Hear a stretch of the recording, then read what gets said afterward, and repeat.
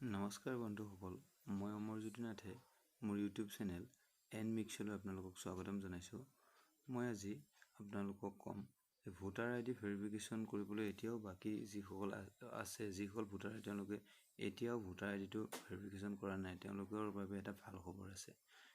তেওঁলোকৰ বাবে এই ভাল খবৰটোৰ মতে যিটো ভাৰতীয় নিৰ্বাচন আয়োগ তেওঁলোকে এই ৰৈ যোৱা ভোটাৰসকলৰ বাবে যিসকলে তেওঁলোকে এতিয়াও ভেৰিফিকেশ্যন প্ৰক্ৰিয়াটো কৰিব পৰা নাই, তেওঁলোকৰ বাবে এটা বিশেষ নটিফিকেশ্যন জৰিয়তে তেওঁলোকে তেওঁলোকৰ ভেৰিফিকেশ্যন প্ৰক্ৰিয়াৰ ডেটটো এক্সটেণ্ড কৰিছে। এতিয়া চাওক, ইলেকশ্যন কমিশ্যন অফ ইণ্ডিয়া মানে ভাৰতীয় নিৰ্বাচন আয়োগে 12 অক্টোবৰ 2019 তাৰিখে এখন জাননীৰ মতে তেওঁলোকে হাৰিয়ানা, ঝাৰখণ্ড, জম্মু আৰু কাশ্মীৰ আৰু মহাৰাষ্ট্ৰক বাদ দি বাকী সকলো ষ্টেটলৈ তেওঁলোকে ইলেক্টৰ্ছ ভেৰিফিকেশ্যন যিটো প্ৰগ্ৰাম সেইটো প্ৰগ্ৰামৰ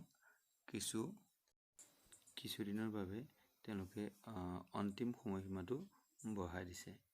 ইয়াৰ কাৰণটো হৈছে এই কমিশ্যনে তেওঁলোকে লক্ষ্য কৰিছে যে বহু সংখ্যক ভোটাৰে ভাৰতবৰ্ষত এতিয়াও তেওঁলোকৰ যিটো ইলেক্টৰ্ছ ভেৰিফিকেশ্যন প্ৰগ্ৰাম আছে, ভোটাৰ আইডি যিটো কাৰেকশ্যন বা তেওঁলোকৰ ফেমিলিৰ যিটো কাৰেকশ্যন প্ৰক্ৰিয়াটো এতিয়াও কমপ্লিট কৰিব পৰা নাই।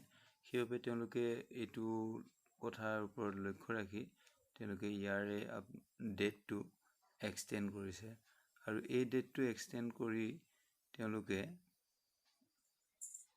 দিল্লীৰ বাবে 31 অক্টোবৰ 2019 থাৰ্ছডে ফিক্স কৰিছে আৰু দিল্লীক বাদ কৰি তেওঁলোকে এই এক্সটেণ্ড কৰা ডেটটো 18 নৱেম্বৰ 2019 সোমবাৰটো ধাৰ্য কৰিছে।